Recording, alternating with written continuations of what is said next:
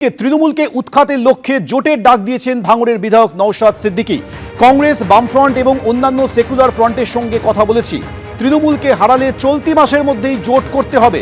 বিধানসভা ভোটের আগে জোটের ডাক দিয়েছেন আইএসএফ বিধায়ক।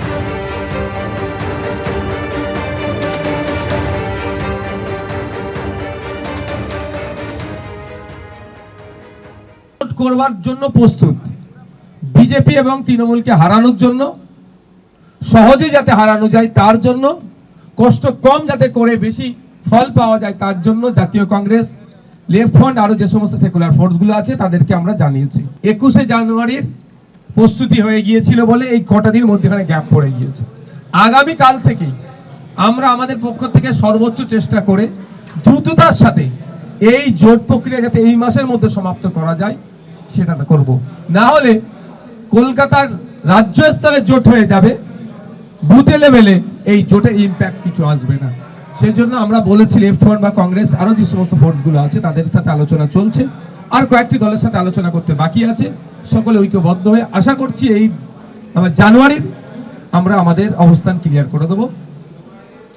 সিপিএম নেতা সুজন চক্রবর্তী এই মুহূর্তে টেলিফোনে আমাদের সঙ্গে রয়েছেন। সুজন বাবু, আপনি শুনলেন নওশাদ সিদ্দিকী, তিনি বলছেন যে তৃণমূলকে হারাতে হলে জোটের দরকার রয়েছে এবং সে বিষয়ে কংগ্রেস, বামফ্রন্ট এবং অন্যান্য সেকুলার ফ্রন্টের সঙ্গেও তার কথা হয়েছে। কথা তো নিশ্চয়ই নির্বাচনের আগে সবার সঙ্গে সবার হবে এবং বিশেষ করে বিজেপি আর তৃণমূলের বাইরে যারা আছেন তাদের মধ্যে পারস্পরিক আলোচনা হওয়ারই কথা। সদর্থক মনোভাবে নিশ্চয়ই নওশাদ সিদ্দিকী বলেছেন এই নির্বাচনে যে কোনো সেন্সেবল লোক যে কেউ বুঝবে যে যদি পশ্চিমবাংলাকে বাঁচাতে হয়, যুব সমাজকে যদি রক্ষা করতে হয়, পরের প্রজন্মের দিকে যদি তাকাতে হয়, তাহলে এই মন্দির মসজিদ রাজনীতির নামে যে ধ্বংসের ব্যবস্থা হচ্ছে তার বাইরে মানুষকে ঐক্যবদ্ধ হতেই হবে। বিজেপি তৃণমূলকে হারাতে গেলে বাকি সবাইকে যারা সেকুলার তাদের একজোট হতে হবে। এবার তার নিজের নিজের সিদ্ধান্ত, আমরা সেই মনোভাবে আছি। খানিকটা আমরা আলাপ আলোচনা করছি, ওরাও কিছুটা আলাপ আলোচনা করছেন। আশা করব যে বিজেপি এবং তৃণমূলের বিরুদ্ধে যারা সবাই ঐক্যবদ্ধ হয়ে বিজেপি তৃণমূলকে হারাতে চাইবেন তারা কাছাকাছি আসার চেষ্টা করবেন এবং সেটা খানিকটা মানুষ ভরসা করবে, করার কথা। মানুষ বিজেপিতে বিরক্ত হয়ে গেছে। যারা ভেবেছিল যে তৃণমূল সুবিধা করে দেবে মানুষের, তারা বুঝে গেছে তৃণমূলের পক্ষে গিয়ে ঠকে গেল মানুষ। তারপর যারা এসে বললো যে তৃণমূলকে ঠেকাতে হবে, আমরা আছি বিজেপি। গত 11 বছর ধরে মানুষ দেখলো বিজেপি আছে বটে কিন্তু কিছুই করলো না। আমরা বলতে নিশ্চিত করতে পারি পশ্চিমবাংলায় ঠিক মতো করে মানুষের স্বার্থে বিজেপি না, তৃণমূল না, তার বিরুদ্ধে সবাই চলতে পারে। বিজেপিকে সমর্থন করে মানুষ ডবল ঠকেছেন। ওরা ওদের বিবেচনা অনুযায়ী বলেছেন, যথার্থ। প্রচার করা হচ্ছে যাতে আপনারা বিভ্রান্ত হয়ে যান। কোনো জোর নেই, কোনো মিল নেই, কিচ্ছু নেই, খালি গুলিয়ে দিচ্ছে, আপনাদের গুলিয়ে দিচ্ছে। যাই হোক, খেলা যখন হবে তাই বলছি যে ব্যবহার করবেন ঠিক সেই ব্যবহার ফেরত দিন ওদের। সেটাই হবে আমাদের অ্যাকচুয়াল লড়াই।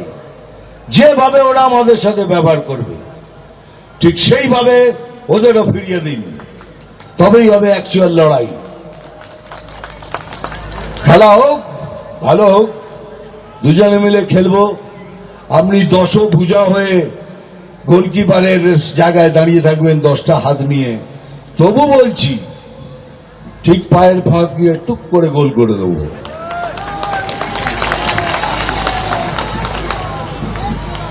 তার জল খেয়ে নি।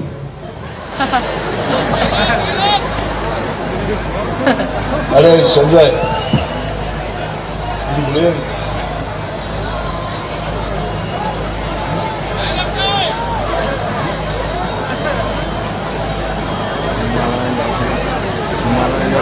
যাই হোক, যেটা বলছিলাম,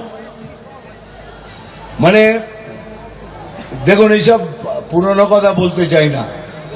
এ বালি কয়লা কার কত সিন্ডিকেট কে কি করছে এগুলো আমি বলতেই চাই না, এসব পুরনো কথা, এটা আপনারা জানেন।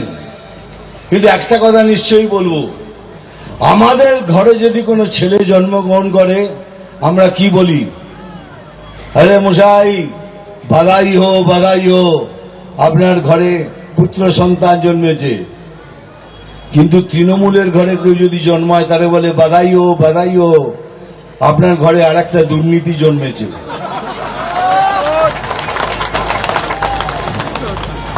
কেমন লাগে বলুন তো? যে সংস্থার কথা বলছি আমরা বিজেপি, আমি গর্ব করে বলি আমি সনাতনী, ফকর সে কাহো हम সনাতনী হ্যায়। সনাতনীদের পিঠ থেকে গেলে সে কিন্তু ডেঞ্জারাস হয়ে যাবে, তাই সবাইকে বলি আমাদের পিঠ ঠেকতে দেবেন না দেওয়ালে। অনেক হয়ে গেছে, ইলেকশন হোক, যে ফেয়ার যে ইলেকশনে জিতবে সে জিতে গেল, কিন্তু তার জন্য মারামারি এইসব জিনিসের দরকার নেই। কিন্তু তবুও কিছুদিন আগে একটা দেখলাম রিল, তাতে একটা ছেলেকে মেরে বলছে বল তুই আরএসএস করবি না, বল তুই বিজেপি করবি না। এগুলো কি ভয় দেখাচ্ছেন? কতজনকে দেখাবেন? এখন তো জেগে উঠেছে সনাতনী। এই আজকে যে ক্রাউড দেখছি, এই তো জেগে উঠেছে সনাতনী। আপনি আমাদের ভাই বোন সবকিছু আমাদের। যাই হোক, অনেক কথা বললাম, মনে রাখবেন সময় এসছে, ভুলে যাবেন না ওদের অনেক জায়গা আছে থাকার। আমাদের কোন জায়গা আছে, হিন্দুদের জন্য কোন দেশ আছে যেখানে গিয়ে আমরা থাকতে পারবো? আমাদের জন্য নেই। কি করবেন? ভিটে বাড়ি বিক্রি করে দিয়ে চলে যাবেন? কোথায় যাবেন? তাই নিজের ভিটে বাড়ি এইখানেই বসেই রক্ষা করুন। এইখানেই আমরা আমাদের জায়গা এক পঞ্চও ছাড়ব না। সবাই মিলে লড়ে এই ইলেকশন আমরা জিতব। চলুন, এবার ডায়লগ বলার সময় হয়ে গেছে। হ্যাঁ, ডায়লগ তো বলতেই হবে। ওই শালা মারবো এখানে, তোরাই তো বলে দিচ্ছিস, আমি আর কি বলবো। মারবো এখানে আর খিচুড়ি খাবি এখানে সেখানে। দেখ, এখন এটা পলিটিক্যাল মিটিং, এসব কথা বলা যায় না পুরোটা। অভিমন্যু নাগ, আমি জল ঢোড়াও নই, বেলে বড়াও নই, আমি জাত গোখরো। আমি জল ঢোড়াও নই, বেলে বড়াও নই, আমি জাত গোখরো। আজকাল শুধু দুধ কলা খাই। পরেরটা বললাম না। নাম তুফান,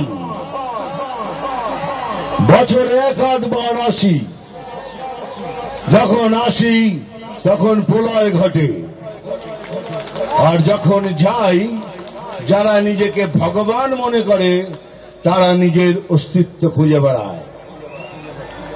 জয় হিন্দ, বন্দে মাতরম। ভালো থাকবেন। এবিপি আনন্দ, এগিয়ে থাকে, এগিয়ে রাখে।